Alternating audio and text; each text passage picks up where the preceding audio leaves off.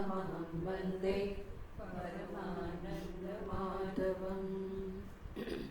श्रीमद् भागवत एकादश स्कंद 9वां अध्याय 15वां श्लोक 8वां अध्याय। જેની પાસે ચોપડી ના હોય લઈ શકે।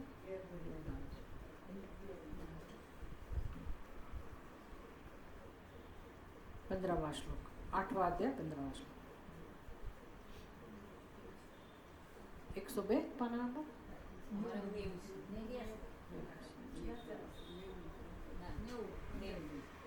न देयं नोपभोग्यं च लुब्धे यद्दुःखसञ्चितं भुङ्क्ते तदपि तच्चान्यः मधुर्हेवार्तद्विन्मधु।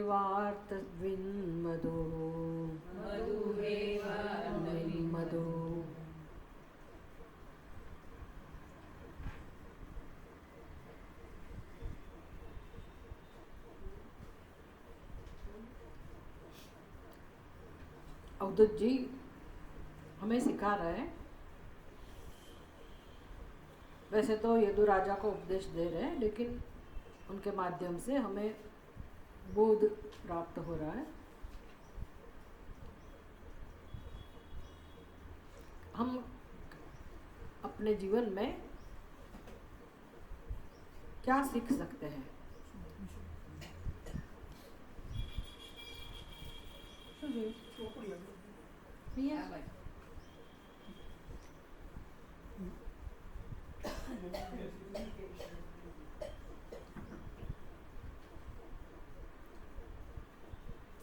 अपने जीवन में हम किसी के भी पास से अगर सीखने की वृत्ति है तो जीव जंतु के पास से भी हम सीख सकते हैं, पशु पक्षी के द्वारा भी हम सीख सकते हैं, वृक्ष पौधे पंचमहाभूत कहीं से भी हम अच्छी चीज़ें सीख सकते हैं। अभी अवधूत जी कह रहे हैं कि मैंने शहद ले जाने वाले से यह सीखा है। शहद ले जाने वाले मतलब जो बिजनेस करते हैं, मधु का व्यवसाय करते हैं, वो लोग मधुमक्खी का जो हनीकॉम्ब उसमें से शहद निकाल के फिर बेच देते हैं।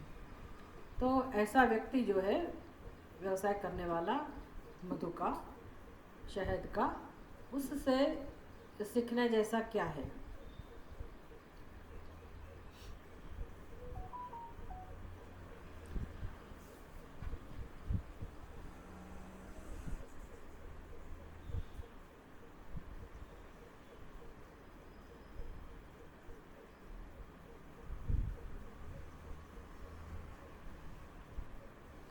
ये थोड़ा एक्सरसाइज करना पड़ेगा इसमें।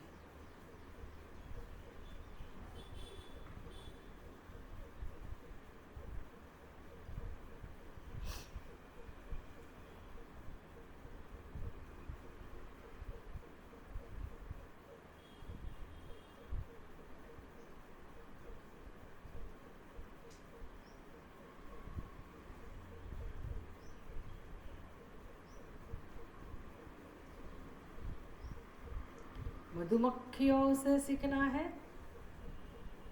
कि वो शहद ले जाने वाले व्यक्ति से सीखना है? न देयम न उपभोग्यम च लुब्धैहि दुःख संचितम। लुब्धैहि दुःख संचितम। लुब्धैहि तृतीया बहुवचन है। लुब्धैहि मतलब लोभी व्यक्तियों के द्वारा दुःख संचितम, बहुत मेहनत करके, कष्ट करके वो जिनका भी संचय करते हैं लोभी मनुष्य, न तो वो स्वयं उसका उपभोग करता है और ना तो दूसरे को उसका लाभ उठाने देता है। ऐसे व्यक्ति है, हमारे घर में भी हो सकता है हमारा स्वभाव भी ऐसा हो। लुब्ध मतलब लोभी। ये जिसको आवश्यकता हो, जीवन में आवश्यकता है, वो व्यक्ति अलग है। हर कोई मेहनत करके अपने जीवन में धन इकट्ठा करता है, या जीवन का उपभोग जिससे होता है वो पदार्थ, उसका संग्रह करते हैं, तो वो तो व्यवस्था है, वो तो आवश्यक है। लेकिन लोभी मनुष्य, उसकी वृत्ति अलग होती है। जैसे कोई धन कमाता है तो उसके व्यवसाय में अगर वृद्धि होती है धन की, तो फिर मनुष्य की बुद्धि बदलती जाती है, और कैसे धन कमाए, और कैसे धन कमाए। कल ही हमारी किसी से बात हो रही थी, वो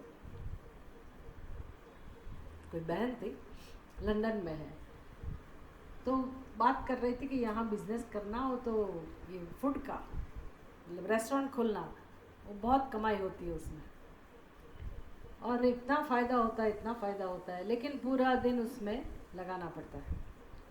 और सबसे बुरी बात क्या है, वो खुद ही कह रही थी, सबसे बुरी बात क्या है कि उसमें मिलता बहुत है, प्रॉफिट बहुत मिलता है।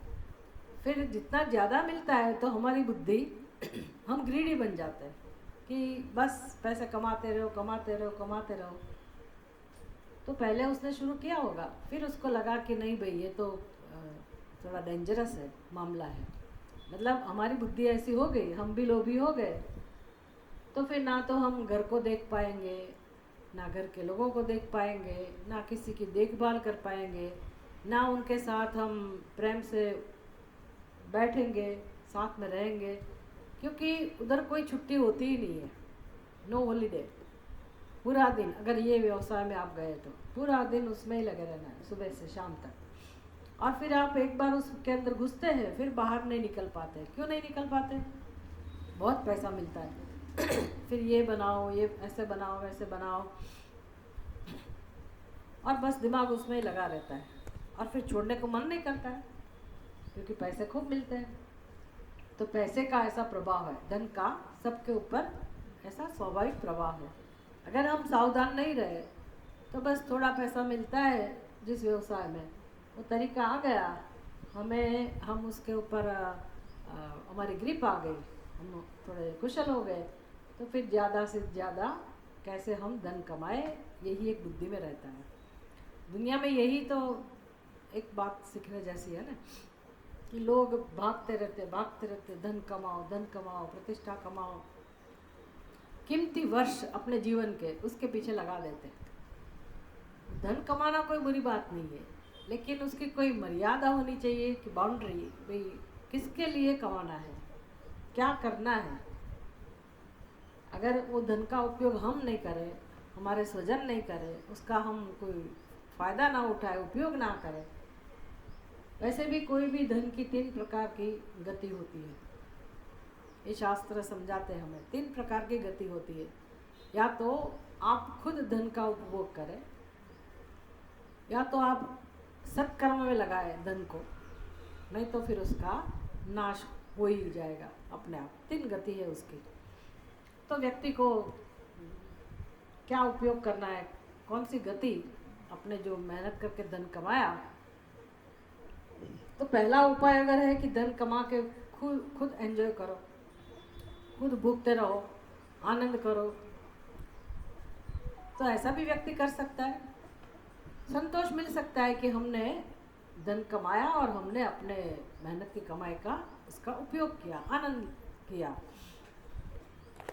ठीक है। लेकिन जब विवेकी मनुष्य अगर सोचता है कि या तो कोई व्यक्ति के अंदर विवेक जागृत होता है, तो उसको समझ में आता है कि धन का उपभोग करने से आनंद तो नहीं मिलता है, लगता है कि हम सुखी हैं, आनंद मिलता है, लेकिन जब जितना विवेक होता है तब समझ में आता है कि वो विषयों के उपभोग में ही हम धन का व्यय करते हैं। तो फिर विषय तो मिल जाते हैं, उसका भोग तो करते हैं, लेकिन होता क्या है, भोग के संस्कार हमारे अंदर जमा हो जाते हैं। फिर धन का तो ऐसा व्यवहार है कि आज है तो कल ना भी हो, इस जन्म में हो, पिछले अगले जन्म में ना भी हो, और संस्कार तो हमेशा रहेगा।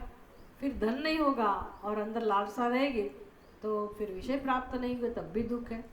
अगर धन है और विषय मिलता रहे तब भी हमारे लिए तो वो अच्छी बात नहीं है, क्योंकि भोग के संस्कार बढ़ते रहने से हमारी बुद्धि विषयों में ही रहेगी, बहिर्मुखता ही बनी रहेगी। कभी भी हमारे जीवन में अंतर्मुख बनने का प्रसंग नहीं आएगा। जो जो सत्य मनुष्य के जीवन में किसी किसी को ही प्राप्त होता है कि सुख का मार्ग एक ही है, और वो है अंतर्मुख बनना, वैराग्य का अभ्यास करना, वैराग्य को सीखना। वैराग्य से जो आनंद मिलता है वो भोग से भी नहीं मिलता है। मैच्योर व्यक्ति है, उसको ये महत्व समझ में आता है कि वैराग्य का आनंद कस्य सुखम न करोति विरागः। शंकराचार्य जी समझाते भज गोविंदम सूत्र में, भगवान गीता में समझाते त्यागा शांति ही अनंतरम, त्याग से तुरंत शांति। और शंकराचार्य जी कहते हैं कि कस्य सुखम न करोति विरागः कस्य सुखम न करोति। जो वैराग्यवान व्यक्ति है उसको कौन सा सुख नहीं मिलता है, उसको सभी प्रकार का सुख मिलता है।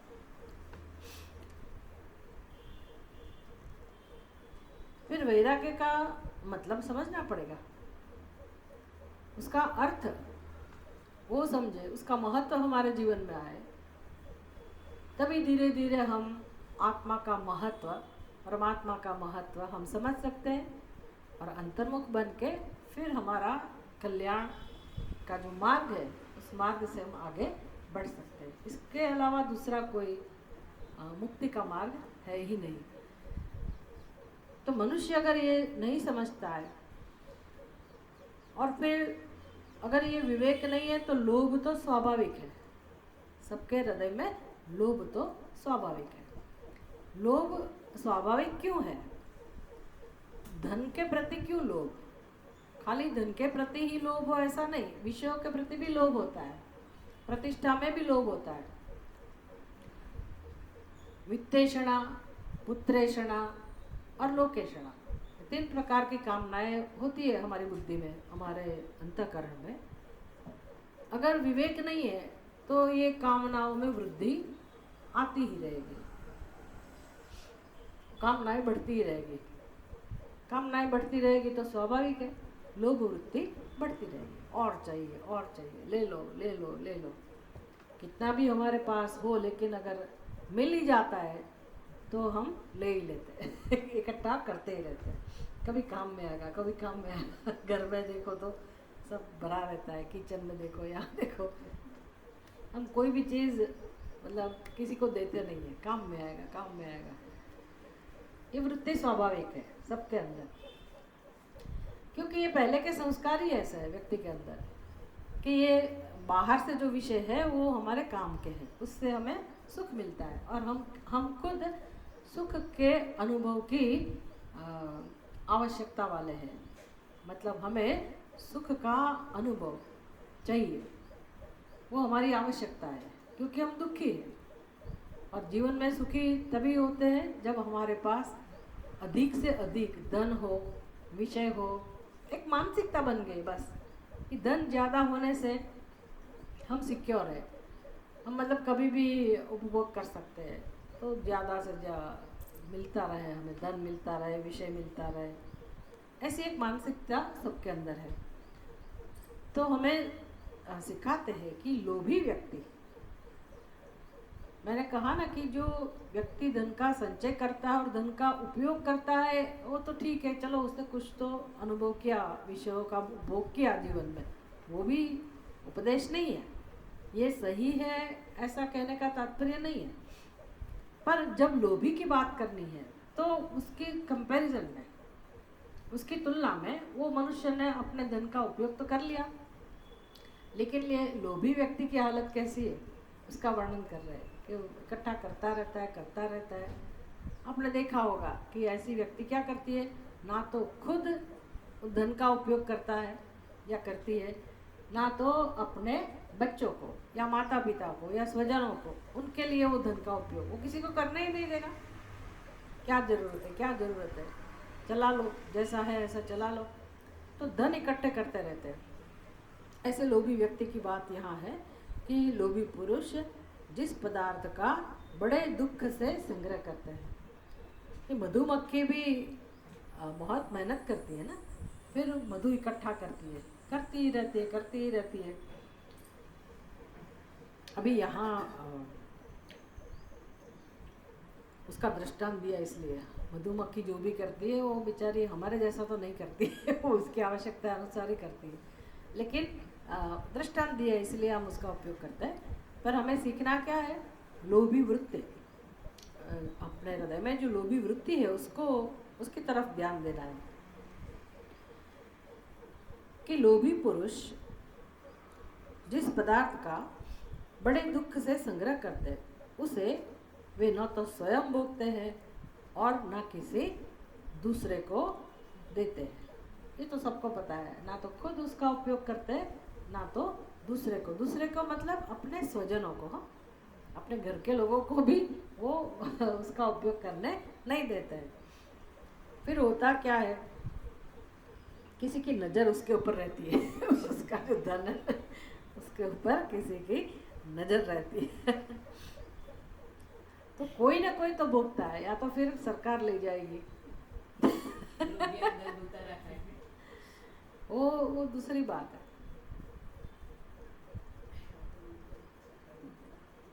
वो दूसरा दृष्टांत है। जहाँ लोभी लोग होते हैं वहाँ दूधने वाले भूखे नहीं मरते। हाँ सही बात है, उसको भी समझ सकते हैं। तो नज़र में आ जाते हैं ना कि इसके पास धन बहुत है, तो फिर सब प्लानिंग करते रहते हैं। फिर गवर्नमेंट को पता चल गया आप कितना भी छुपाने की कोशिश करो, लेकिन उनको पता चल गया तो फिर आपको टैक्स भरना पड़ेगा। यहाँ क्या कहा है, कोई और अर्थवेत्ता ही उसको भोगता है, कोई दूसरा व्यक्ति ही भोगता है। ना तो खुद उसका उपभोग करता है, ना तो उसके घर के व्यक्ति को वो लाभ लेने देता है, फिर कोई दूसरा ही उसको ले जाता है।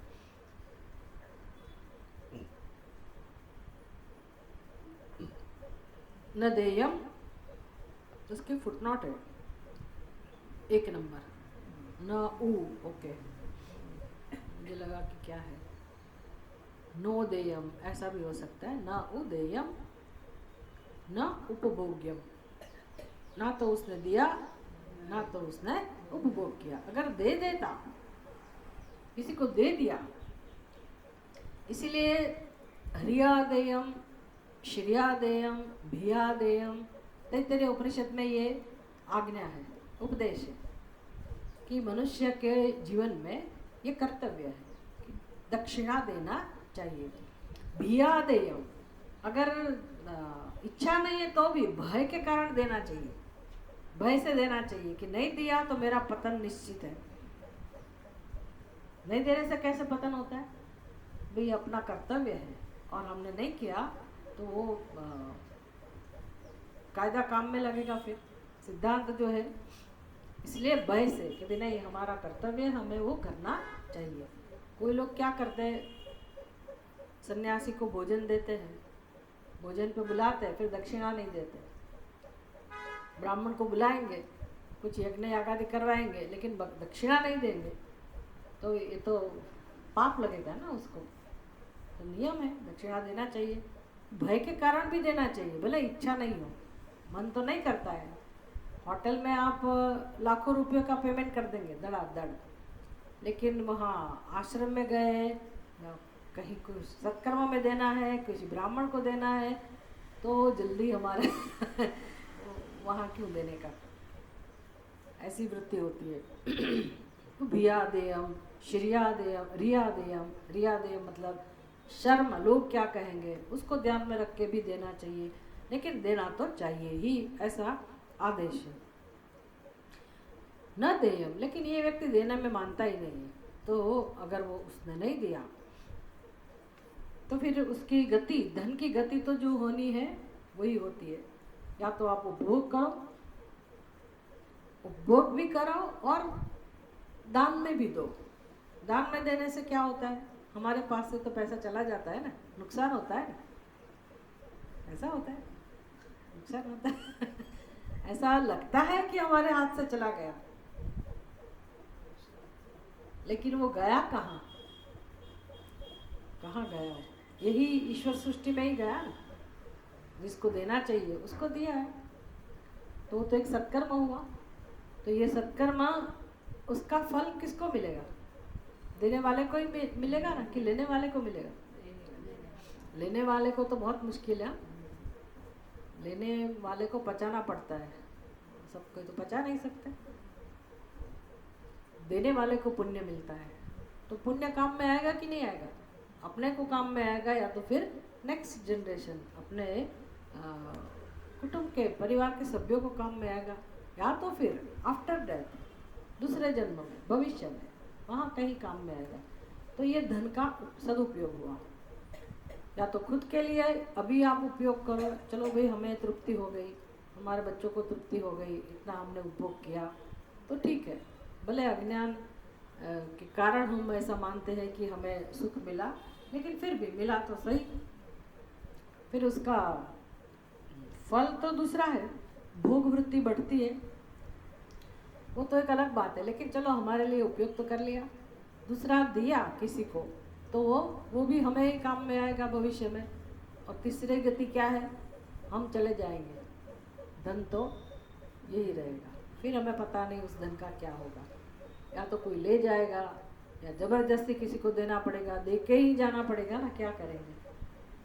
या तो फिर मैंने कहा उस प्रकार से कोई ना कोई उसका उपभोक्ता होगा, आपके हाथ में नहीं होगा, तो क्या फ़ायदा, क्या फ़ायदा? इसलिए कहते हैं कि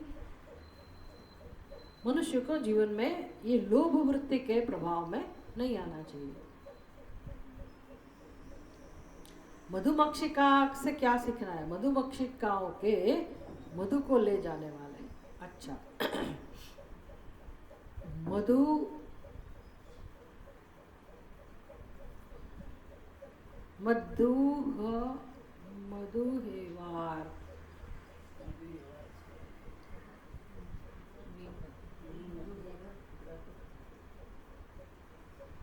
ये पूरा शब्द कौन सा है?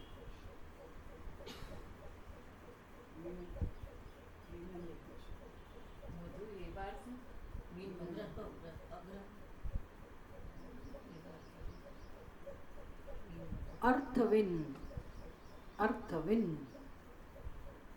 मधु हेवार्थविन।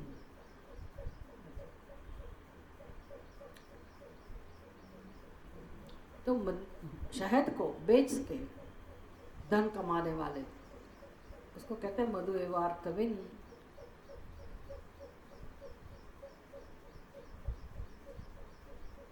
मधुहारी, मध ले जाने वाला, मतलब वो मधपुड़ा जो होता है ना, हनीकॉम, उसमें से ये लोग मध ले जाते हैं, उसकी बात कर रहे हैं। मधुहारी की भांति उनके धन को भी कोई और अर्थवेत्ता ही भोगता है। सुदुःखोपार्जितैः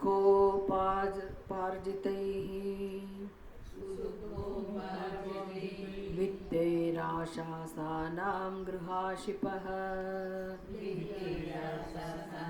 गृहाशिषः मधुहेवाग्रतो भुङ्क्ते यतिर्वै गृहमेधिनाम्।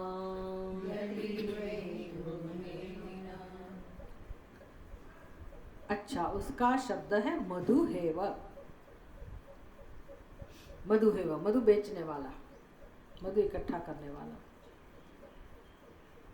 मधुहारी दूसरा शब्द है उसके लिए, मधुहारी।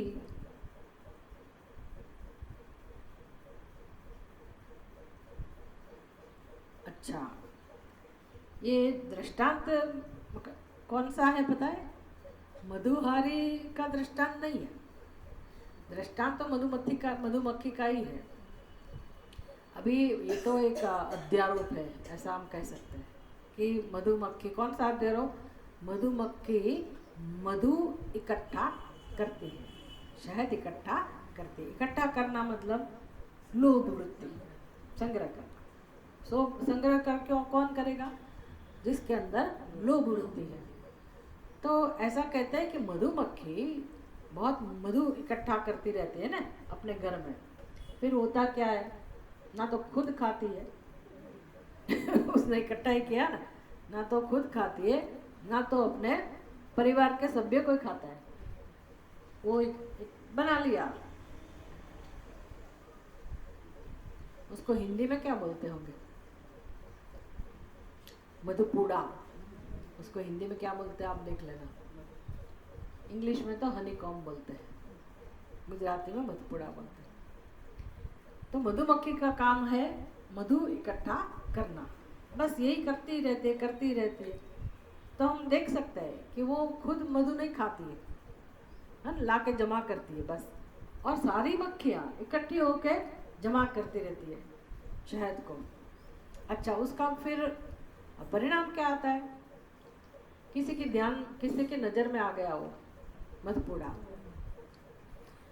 हम लोग देखेंगे तो हमें कुछ नहीं होगा, हमें डर लगेगा, ज़्यादा कुछ नहीं। या तो हम खुश होंगे कि भी हमारे आंगन में, हमारे बगीचे में, पेड़ पे मधुमक्खियों ने अपना घर बनाया। हम खुश होंगे। क्यों? क्योंकि वो लोग भाग्यशाली होते हैं जिसके घर में ऐसा है वो भाग्यशाली, उसके पास धन बहुत आता है ऐसा लोग समझने लगते हैं। लेकिन हम ज़्यादा कुछ नहीं सोचेंगे। लेकिन जो बिजनेस करता है, जिसका व्यवसाय है, आजकल तो बहुत सारे लोग व्यवसाय करते हैं ये मधु इकट्ठा करने का। तो उसको मधु इकट्ठा करने वाला मतलब वो व्यवसाय करने वाला व्यक्ति को बोलते हैं मधुहारी। मधु को हरने वाला, मधु को ले जाने वाला, मधुहारी। दूसरा शब्द है उसका, उसके लिए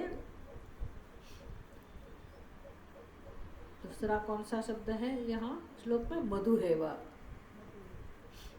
मधुहेव, मधुहेव कहो, मधुहारी कहो। मधुहारी की नज़र में ये आ गया अगर मधुपूड़ा, तो फिर वो प्लानिंग बना देगा। वो सोचने लगेगा कि अब मैं यहाँ से कैसे मधु को इकट्ठा करूँ। होता क्या है, मधुमक्खियों के देखते देखते ही, उनके सामने ही वो कैसे भी कोई भी उपाय करके, प्रयोग करके मधुमक्खियों को भगाएगा।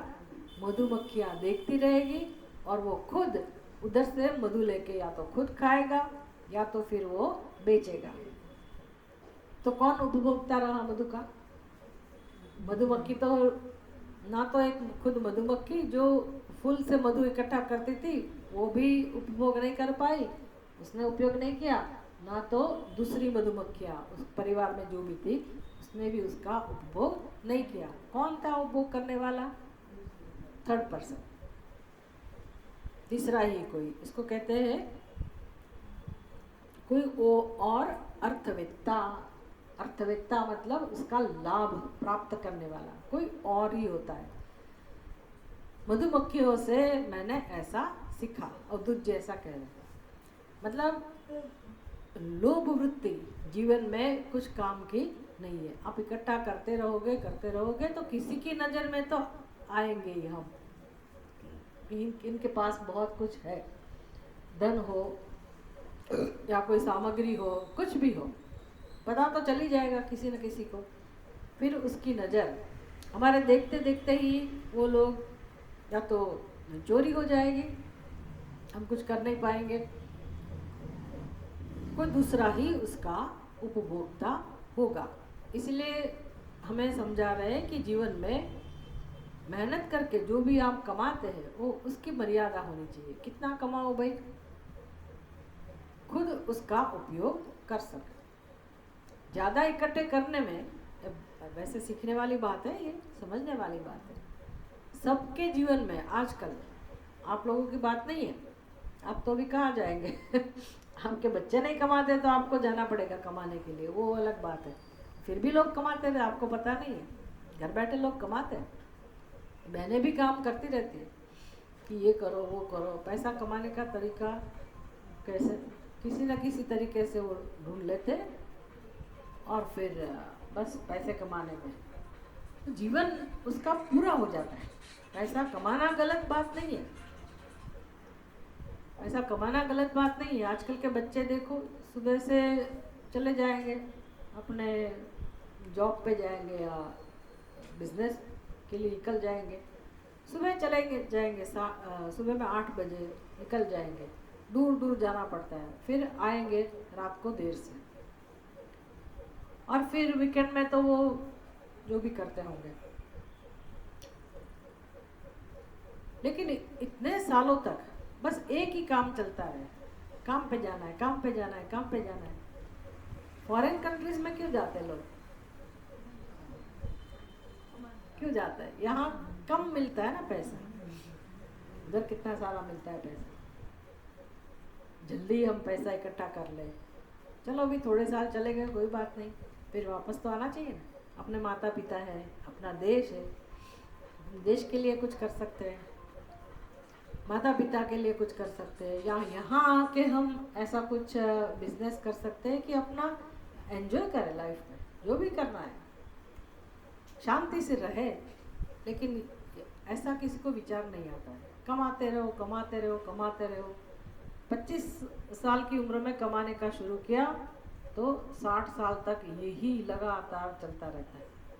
तो जो कीमती जीवन के जो वर्ष है, अपना जीवन है, सारा जीवन वही भाग दौड़ में खत्म हो जाता है। फिर अचानक हम पूछते हैं कि कहाँ हो आप, क्या कर रहे हो? तो बोले मैंने तो VRS ले लिया। VRS का मतलब पता है?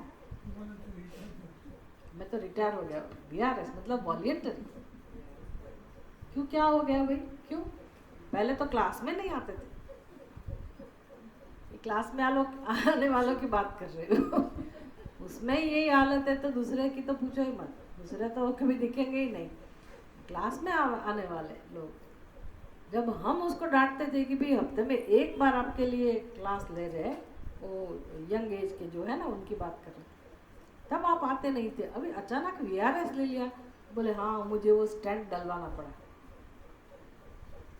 मुझे अचानक पता चला कि हार्ट अटैक आने की संभावना है, कुछ प्रॉब्लम हो गया, बस तब उस घबरा गया हो कि अभी VRS ले लो, क्योंकि ये टेंशन में मेरी हालत खराब। तब वो व्यक्ति कम से कम चलो अब तो जागा कि इतना टेंशन किसके लिए था? वही नौकरी में, वही धंधे में भी इतना टेंशन वाला धंधा क्यों, इतना टेंशन वाली नौकरी क्यों? पहले से सोचते नहीं है, बस पैसा पैसा पैसा। अभी बच्चे कमाते हैं, अभी आप बंद करो, या तो आप पहले से ही कुछ मर्यादा रखो कि भी इतने घंटे ही हम देंगे उसके लिए। ऐसा जीवन क्यों जीते हैं? फिर अंत में बेचारे की हालत ख़राब हो जाती है।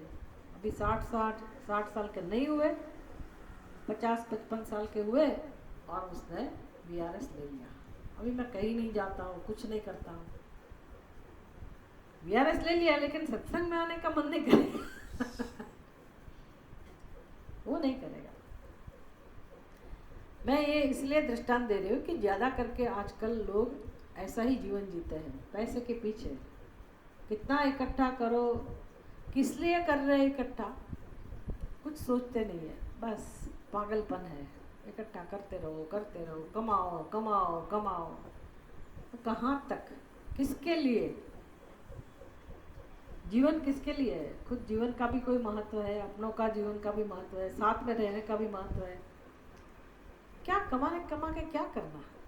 कमाने का आनंद होना चाहिए ना। पैसा कमाओ लेकिन आराम से अपना जीवन आनंद से जीते पैसा कमाओ, वो अलग बात है। लेकिन ये तो कुछ जीवन में आनंद लेते ही नहीं। सुबह टिफ़िन लेके चले गए, तो सुबह का बनाया खाना वो दिन में 2 बजे खाते होंगे, इतना ठंडा। रात को घर आते हैं तब भी ऐसा ही मिलता है, देर से सोते हैं, सुबह उठना पड़ता है।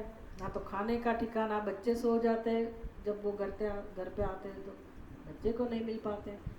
तो ये जीवन में क्या सुख पाते होंगे?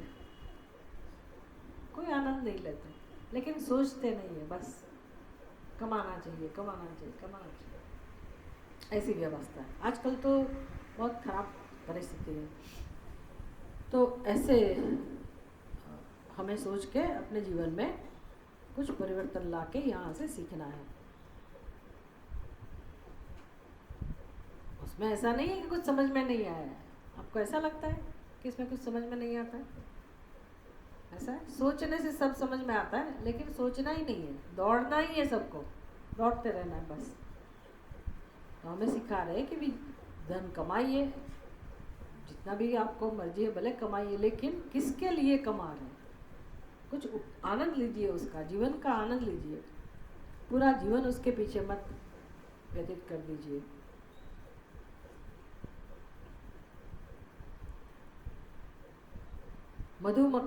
मधुमक्षिकाओं के मधु को जैसे मधुहारी उनके सामने ही खा जाता है। अभी हमने तो ये देखा नहीं है, तो करता होगा ऐसा खुद भी खाता होगा ना, इच्छा हो जाती है ना मधु खाने की।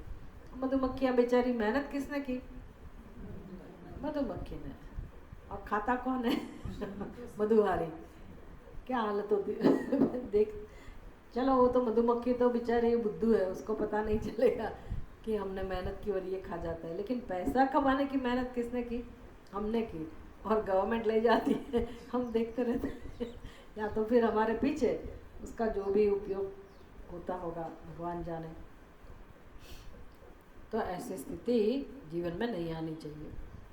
उसी प्रकार अति कष्टपूर्वक संग्रह किए हुए धन से तरह तरह के गृहोचित सुखों की आशा रखने वाले गृहस्थियों के पदार्थों को भिक्षु उनसे भी पहले भोगता है। लोग तो गृहस्थियों को समझा रहे हैं कि भी आपको आप तो इकट्ठा करते हैं, और जो भिक्षुक आता है आपके सामने भीख मांगने वाला, तो ले जाता है कि नहीं?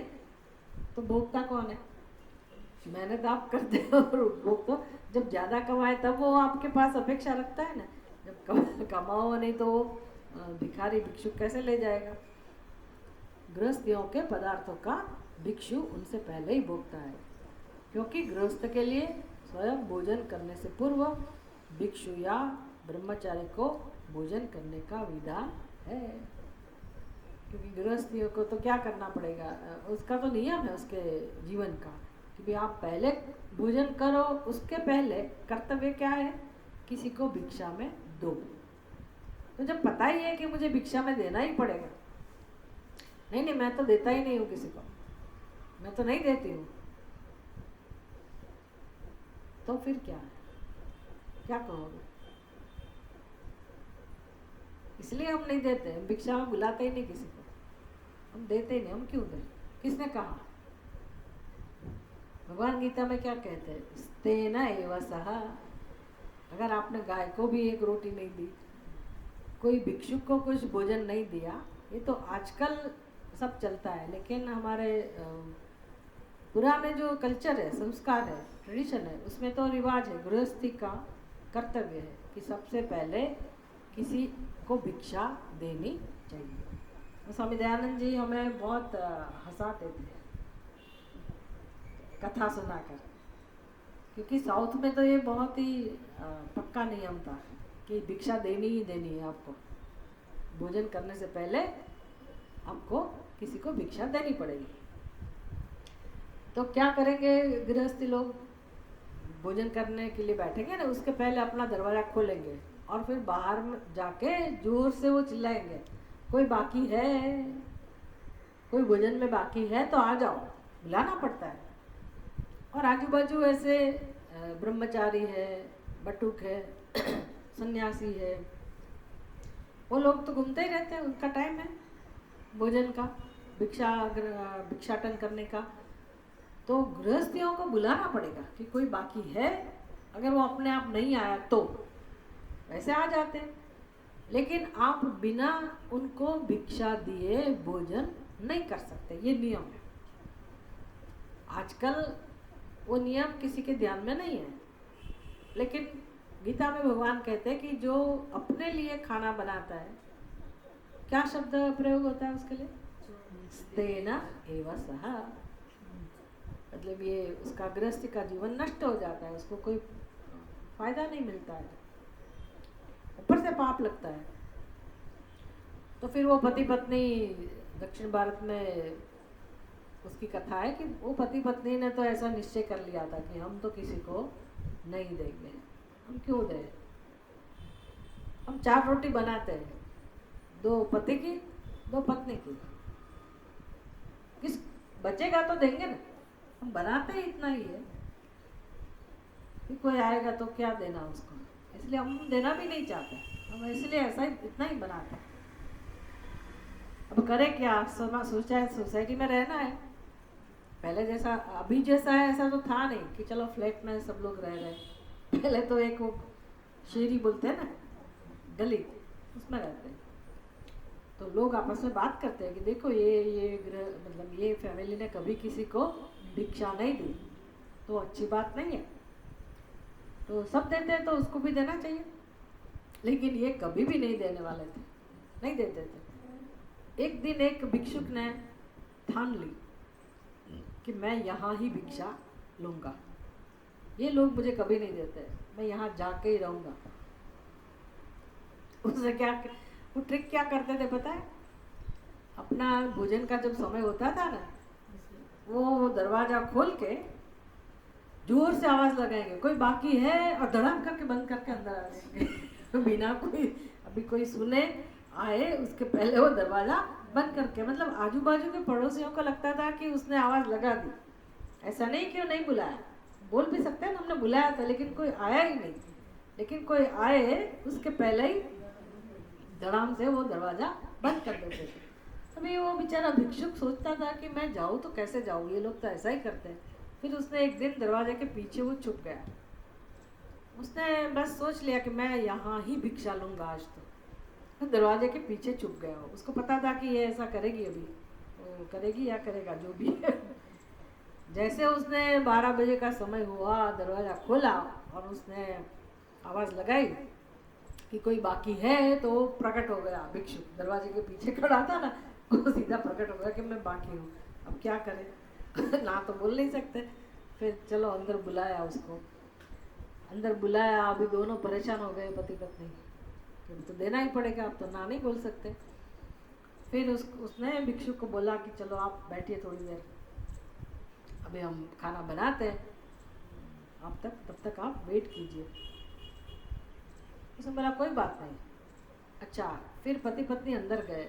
उसको पता था कि ये साधु लोग भिक्षा लेने के लिए जो आते हैं ना, उनका नियम होता है कि जिस घर में कंकास होता हो, झगड़ा होता हो, क्लेश होता हो, वहाँ भोजन ग्रहण नहीं करना चाहिए, ये उनका नियम है। इसलिए दोनों ने आपस में समझौता कर लिया कि हम अभी ड्रामा करेंगे। तो दरवाज़ा थोड़ा बंद था, बाहर भिक्षुक बैठा था, अंदर ही था लेकिन किचन का दरवाज़ा बंद था। पति पत्नी ने ड्रामा शुरू किया। वो पति जोर जोर से उसको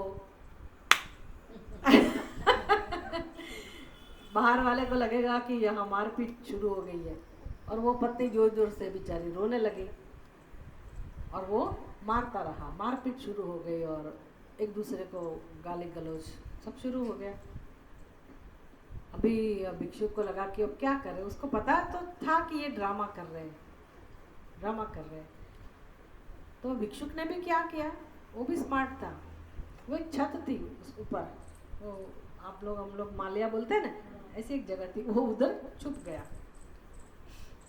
और फिर पति पत्नी को लगा कि अभी जरूर हम ये सब सुन के वो बेचारा चला गया होगा। तो दरवाज़ा खोला तो सही में नहीं था। ये खुश हो गए।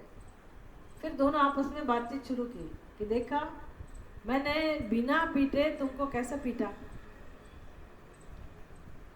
वो बोली वो तो सही है, लेकिन मैं बिना रोए कैसे रोई, मैं बिना चिल्लाए कैसे चिल्लाई, मतलब मैंने कितनी अच्छी एक्टिंग की। वो बोला मैंने कितनी अच्छी एक्टिंग की। तो ऊपर से वो खुदा कि देखो मैं बिना गए कैसे अब क्या करें, देना ही पड़ेगा तो वो तो नियम है। तो जब गृहस्थियों को पता है कि भिक्षुक को भिक्षा देने का हमारा कर्तव्य है, तो फिर हम ज़्यादा संग्रह ना करें। ज़्यादा संग्रह करेंगे तो फिर उस हिसाब से हमें देना ही पड़ेगा। ऐसा नहीं है कि आप 1 रोटी दे दो, 2 रोटी दे दो, ऐसा नहीं। फिर आपने आपके लिए जो भोजन बनाया उसमें चोरी नहीं चलती है। भिक्षुक को तो पता नहीं चलेगा, आपने उसको रोटी पकड़ा दी, मिठाई नहीं दी, तो उसको तो समझ में नहीं आएगा। लेकिन नियम तो जो नियम है वो है ही, तो वो अंदर तो आपको पता है ना कि मैंने ऐसा किया, तो वो तो पाप है। तो इसलिए जीवन अगर सीधा साधा है, आपको पता ही है कि मैं इतना भोजन बनाऊंगी तो मुझे देना ही पड़ेगा, तो कमाते आप हो, मेहनत आप करते हो, और भोगने वाला, उपभोग करने वाला कोई और ही होता है। हाँ, आपकी बुद्धि सही है कि चलो हम कमाते हैं, हम एंजॉय करते हैं, दूसरों को भी करते हैं, तो अलग बात है, अलग बात है। लेकिन ऐसा कोई करेगा नहीं, फालतू मेहनत क्यों करेगा? थोड़ी बहुत मेहनत ठीक है, लेकिन ये चलो एक दूसरा धर्म में, दूसरे संप्रदाय में, हमारे में तो खाली भिक्षा की बात है ना। हम लोग भाग्यशाली है कि हमारे लिए खाली भिक्षा का नियम है। दूसरे धर्मों में तो बहुत कड़क नियम है, पता है आपको? ये क्रिश्चियन लोगों को आपने देखा होगा, जैसे उनकी कमाई आती है उसमें से सीधा 10% कंपलसरी उसमें जाता है, देवालय में देना ही पड़ेगा, ऐसा नियम है अगर धर्म में मानने वाले हैं तो। मुस्लिम संप्रदाय में भी ऐसा है, आप जो भी कमाते हैं उसमें से आपका 10% कंपलसरी देना पड़ेगा। अगर आप 1 लाख कमाते हैं तो उसका 10% कितना होता है? 10,000 देना ही पड़ेगा। कोई देगा क्या? 1 लाख की आपकी सैलरी है तो कोई 10,000 कभी डोनेट करता है? कोई नहीं करता है, हिंदू कोई नहीं करेगा। बाद में कभी उसको लगेगा कि चलो बहुत इकट्ठा हो गया थोड़ा, तो ठीक है, या गलत तरीके से कहीं कुछ आया होगा तो अगर उसने उसमें वाइट कन्वर्ट करने के लिए दिया, वो अलग बात है। लेकिन इतनी मेहनत अगर देना ही है तो कोई मेहनत नहीं करेगा, चलो भाई हम देना ही पड़ेगा, इसीलिए अच्छा है हम 10,000 कमाए 20,000 कमाए तो हम इतना दे देंगे, कोई बात नहीं, ऐसा सोच के करेंगे। तो हिंदू धर्म में ऐसा कड़क नियम नहीं है, वैसे तो है लेकिन हम उसको इग्नोर करते हैं, है तो हमारे यहाँ भी।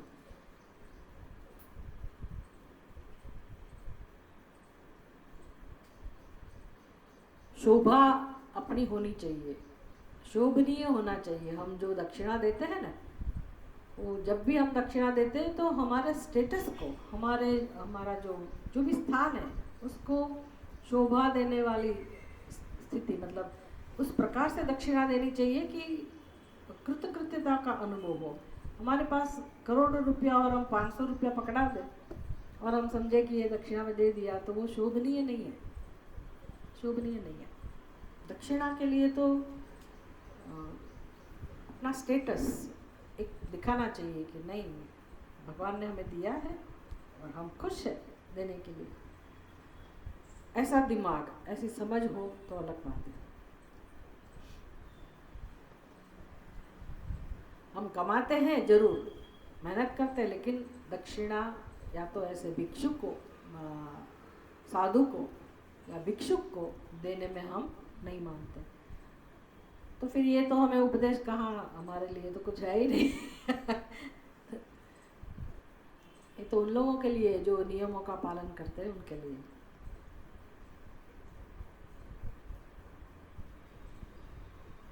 लेकिन फिर भी कोई ना कोई तो ले जाता है, या तो सरकार ले जाती है या तो फिर नेक्स्ट जनरेशन के लिए हमें छोड़ के जाना पड़ता है। जिसको बच्चे है ही नहीं, संतति है ही नहीं, तो वो तो कंपलसरी इधर उधर कहीं देना ही पड़ेगा ना। वृद्धाश्रम में दिया, अनाथ आश्रम में दिया, यहाँ दिया, वहाँ दिया, तो दूसरे ही उपभोग कर रहे हैं ना। मेहनत आपने की और उपभोग करने वाले तो दूसरे ही हैं।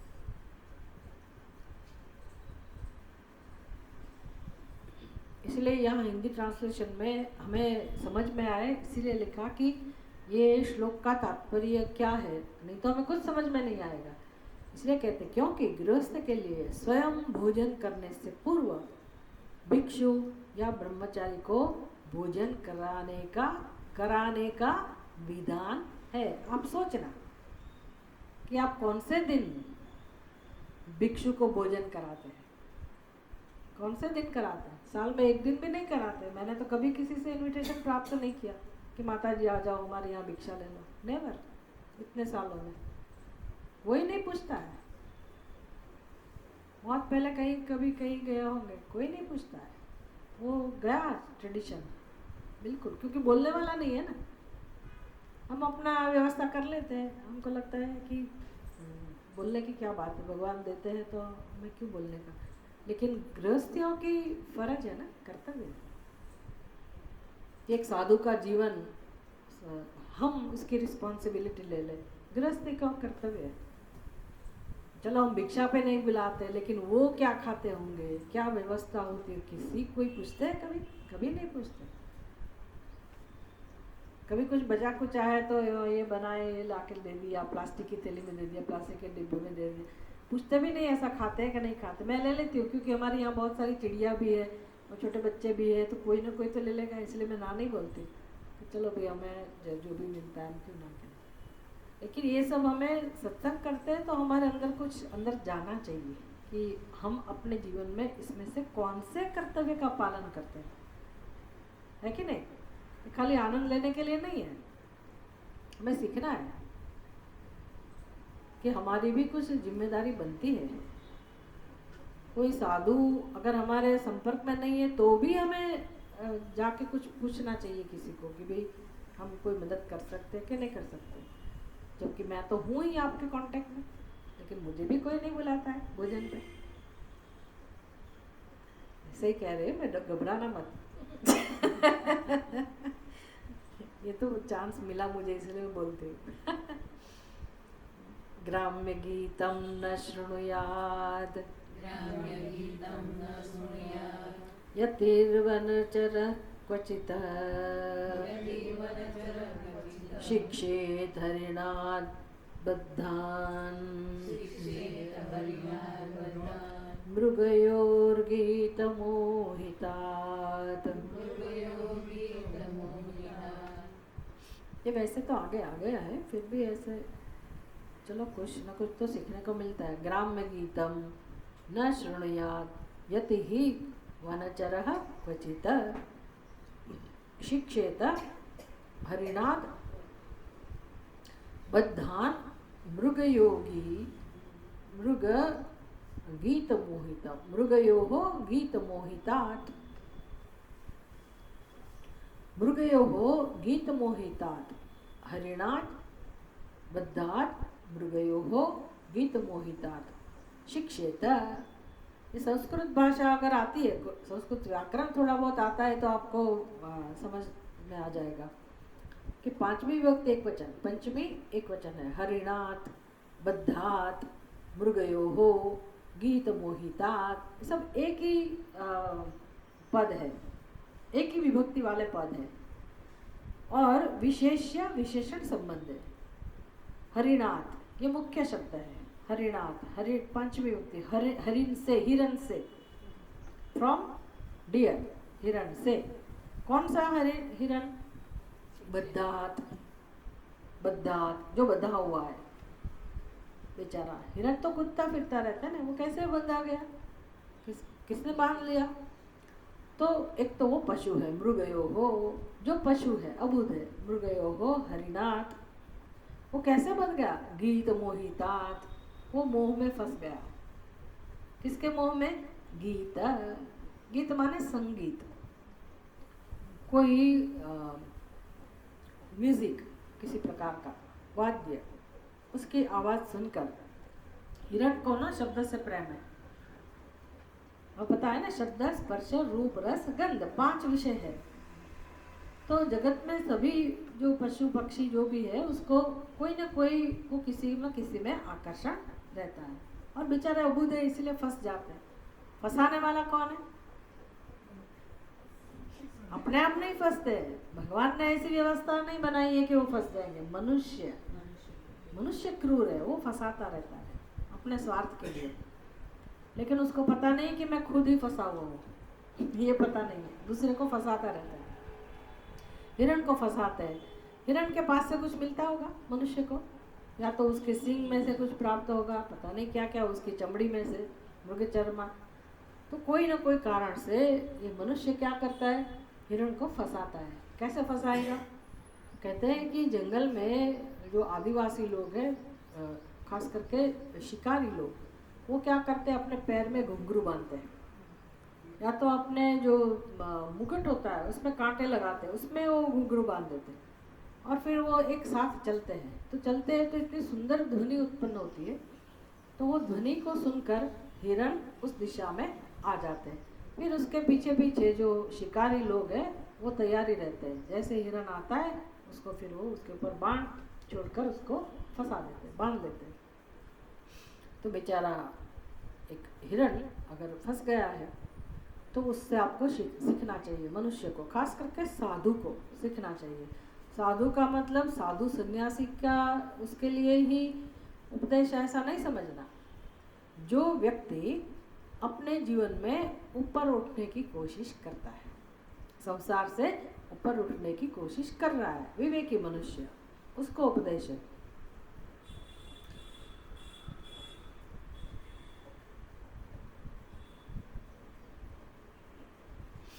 और उस जमाने में तो यति हमेशा वन में विचरण करते थे, वन में रहते थे, इसलिए यहाँ वनचरः ऐसा विशेषण है। वनचरः यति ही उसके लिए उपदेश है, वन में विचरण करने वाले। लेकिन कभी गृहस्थी लोग जब वानप्रस्थ आश्रम में आते हैं तो वो भी वन में रहने के लिए चले जाते हैं, तो उनके लिए भी ये उपदेश हो सकता है। वनचरः वन में रहने वाले यति को क्या करना चाहिए, उसको चाहिए मतलब शिक्षेत, उसको सीखना चाहिए। क्या सीखना चाहिए? ग्राम्य गीतम न शृणुयात, ऐसे मोह में नहीं फंसना। भाई गांव में तो सब कुछ चलता रहता है, छोटे से छोटे गांव में आप जाओ तो वहां भी कुछ ना कुछ एंटरटेनमेंट, मनोरंजन चलता ही रहता है। साधु हो के आप उधर चले गए तो इसका मतलब है धीरे धीरे आप फंसेंगे। इसलिए ऐसी व्यक्ति को हमेशा इससे दूर रहना चाहिए। यहाँ कहा ग्राम्य गीत, उस जमाने में एक ही होता होगा मनोरंजन का माध्यम, ग्राम्य गीत ऐसा कुछ होगा। अभी आजकल तो उसके बदले क्या आप ले सकते, सिनेमा। सिनेमा भी बहुत पुरानी चीज़ हो गई। पहले के ज़माने में आपने देखा होगा शायद, जब सिनेमा की शुरुआत हुई थी तब गांव में आते थे ना, वो दिखाने वाला आता था और लोग इकट्ठे होते थे और दिखाया जाता था। फिर बाद में टेलीविज़न आया, फिर थिएटर आए, फिर टेलीविज़न आया, फिर अब क्या है, मोबाइल। अब साधु को कहीं वन में जाने की जरूरत ही नहीं है। वन ही नहीं है, साधु को समाज में ही रहना है और मोबाइल के साथ ही रहना है। तो क्या शिक्षित, क्या शिक्षा प्राप्त करना है? साधु को हो या जो भी व्यक्ति है, उसको सीखना क्या है, उससे दूर रहे। उसमें हजार प्रकार के एंटरटेनमेंट मिलते रहते हैं ना, उसमें हमारे लिए उपयोगी क्या है वो देखना है। टेक्नोलॉजी का फायदा भी है। अभी एक वीडियो आप लोगों ने तो पता ही होगा, रामचंद्र जी के दर्शन, अयोध्या के दर्शन कराते हैं, बहुत सुंदर।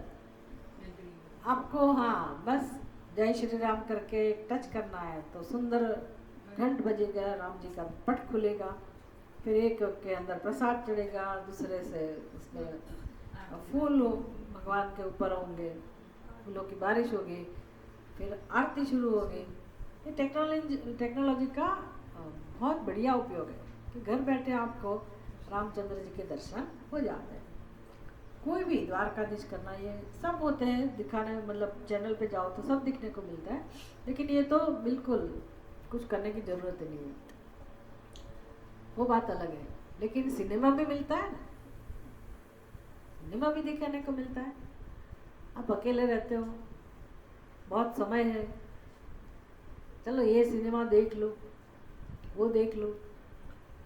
आपने एक वीडियो देख लिया तो उसके पीछे पीछे उसी प्रकार के कितने सारे वीडियोस वो अपने आप दिखाते रहते हैं। अगर आपके पास कोई विवेक नहीं है तो आप देखते ही जाएंगे, घंटों तक पता ही नहीं चलेगा कितना समय चला गया। तो इसका मतलब है आप बध गए, फंस गए। कैसे फंस गए? है तो मुक्त लेकिन दिमाग से गए।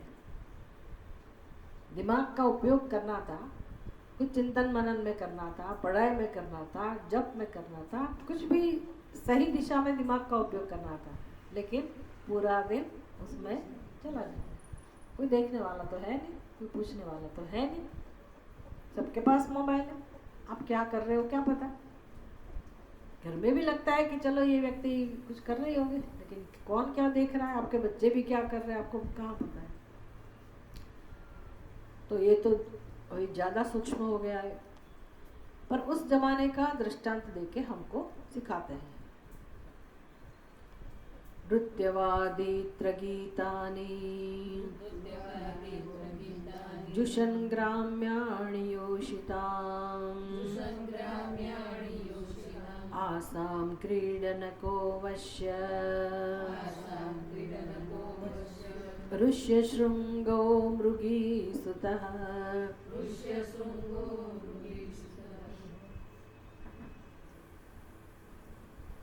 ये कथा हमें देखनी पड़ेगी। ये किसकी कथा है पता है? ऋष्यशृंग।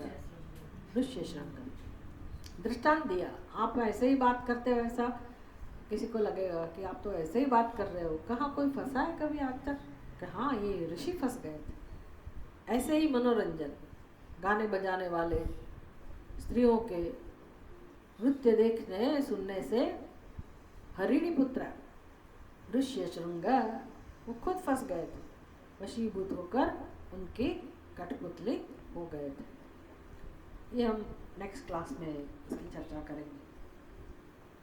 ओम पूर्णमदः पूर्णमिदं पूर्णात् पूर्णमुदच्यते पूर्णस्य पूर्णमादाय पूर्णमेवावशिष्यते। ओम शांति शांति शांति। हरि ओम। श्री गुरुभ्यो नमः। हरि